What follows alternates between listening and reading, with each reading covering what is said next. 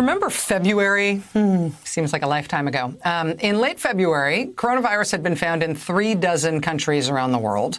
About 80,000 people were infected worldwide. Less than 3,000 people had died.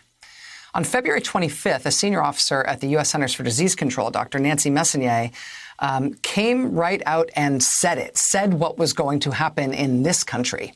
She said in a telephone briefing with reporters that a coronavirus outbreak in this country was inevitable. It was not a matter of if, but when. And she said that, quote, disruption to everyday life might be severe, that it was time to start having tough talks within our families and our communities.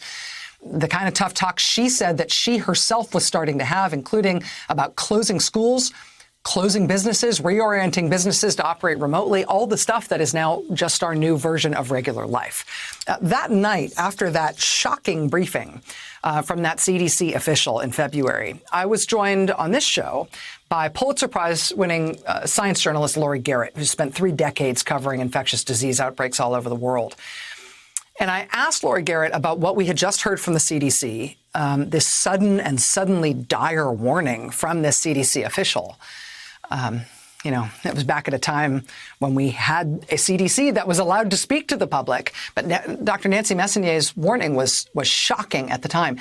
This is what Laurie Garrett had to say about that. Again, this was February. Check this out. Do you feel like the U.S. government is sort of timing those kinds of public alerts correctly? Are we past due for that sort of thing? Is it possible that it could cause an overreaction at this point? It's long overdue. We should have been ready already, and we're not. Every single company that has more than a handful of employees should have an epidemic plan in place. Do you have a way so that your workers can work remotely and not come in, not congregate, not infect others in the workplace? Every school, every university should be looking at how to have more and more of the coursework be handled remotely. And we don't have enough protective gear stockpiled or available in inventory to supply all those personnel in the United States right now.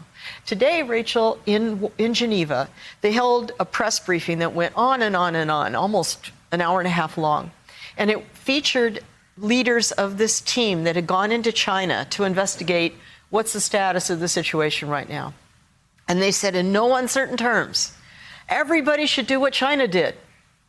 Well, now, can you imagine? We're going to shut down 100 million Americans? We're going to shut every business in America? It was February 25th. You can see how long ago that was, in part by how close I was sitting to Laurie Garrett when we had that conversation. The idea that America would need to shift to those kinds of responses at that point was mind-blowing. But, being right is one thing. Being right in advance when nobody else can see it, and it sounds like what you're saying is science fiction, that's not just a blessing. That's a national resource. That is somebody worth listening to and going back to.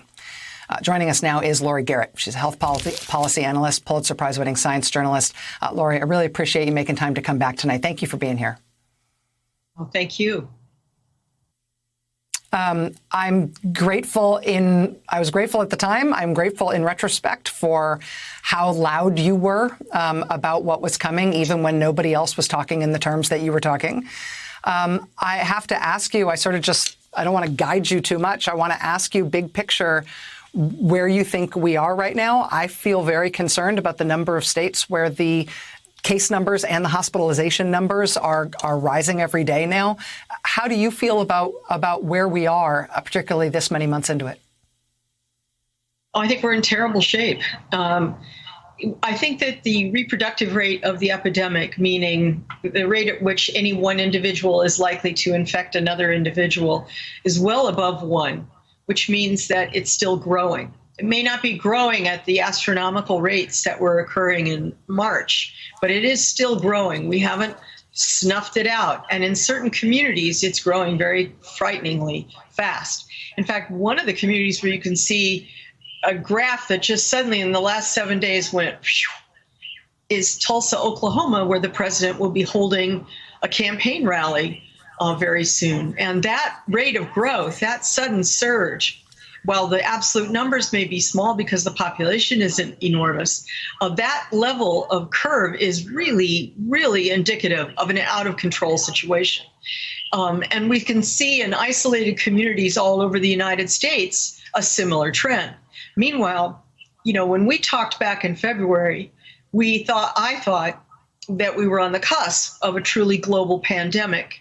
We now not only are beyond the cusp, we're fully into it, and the Southern Hemisphere is now raging as they go into their winter. So now every single one of the sort of second-tier economies, the so-called BRICS economies, every single one of them has a giant epidemic going on right now. India, South Africa, Brazil, Indonesia, Mexico, go down the list. Meanwhile, in Europe, while they seem to have generally declines in most of Europe, with the UK still very much struggling, the economic impact is absolutely staggering.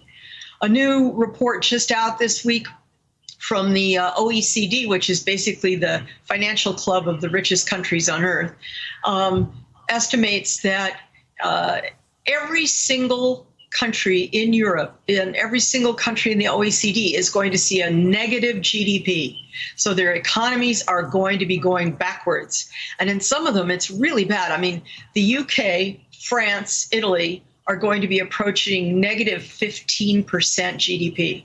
I mean, that's Great Depression. That's staggering, staggering. We were, after 2008, we were gasping because we were down to only positive 1% growth. Well, now they're predicting for the United States negative 8.5%. To put this in perspective, Rachel, the worst case scenario pandemic plan that I saw last year said, gee, if it got really bad, we might have negative 4% GDP in the world. Well, just this week, the World Bank predicted the entire global economy, every single country on earth collectively is going into a negative 5.2% GDP. So that's 5.2% of the wealth of the planet just shrinks.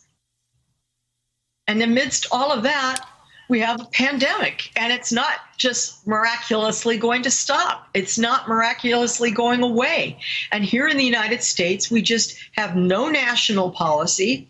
We have no consistent strategy across the nation.